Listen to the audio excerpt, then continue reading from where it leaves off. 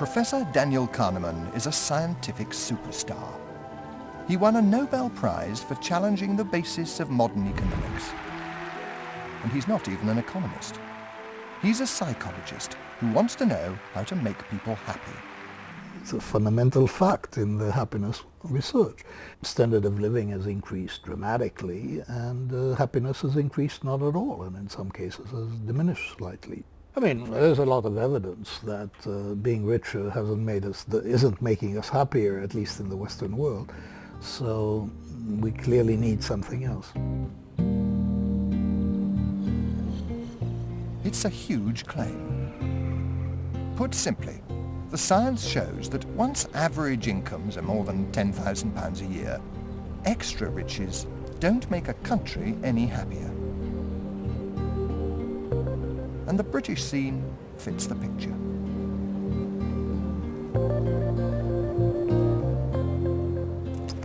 So if we look at what's happened over the last, say, 50 years, 1950 to today, we've got massively richer.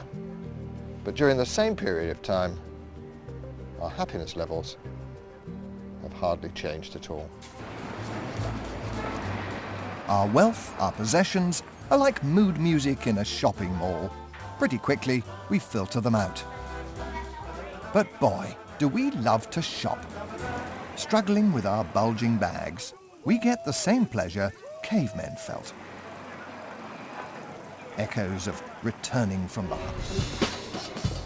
Consumerism promises us happiness. But the science shows there are two reasons why it can never work. We've seen one, we adapt to our material possessions. And the other? Scientists call it the problem of comparison. Imagine you've just got yourself a brand new Mini. You're the only one in the street that's got one and you feel great. And then your neighbours drive up in two top-of-the-range BMWs. And suddenly, your Mini just doesn't do it for you anymore. And that's the problem of comparison. In our Happy Lab, we have recreated psychological experiments from the science of happiness. Today, we're examining comparison. We took 3 volunteers and asked them to do a simple task. What we didn't tell them was that they would be rewarded differently. There you go. That's the first one. Thank you. Would you mind opening it? A £5. You're welcome. Thank you very much. Wow. Thank you. £10.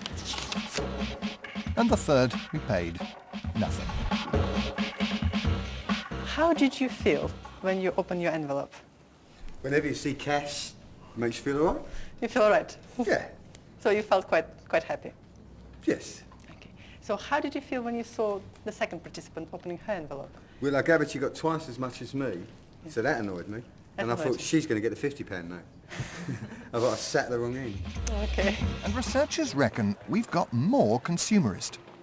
In 1965, about 8 out of 10 college students in the US said it was essential to strive for meaning in your life. In 2000, about the same proportion said it was essential to strive for money.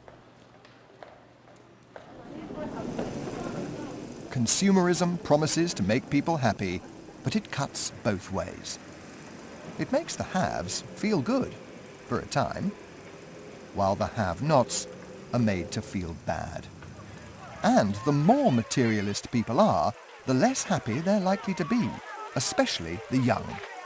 One of the most concerning findings of our research with children was that the children that are more brand aware, are more consumerist in that sense, came across as less satisfied in other parts of their lives. They were unhappier. They were unhappier in that sense.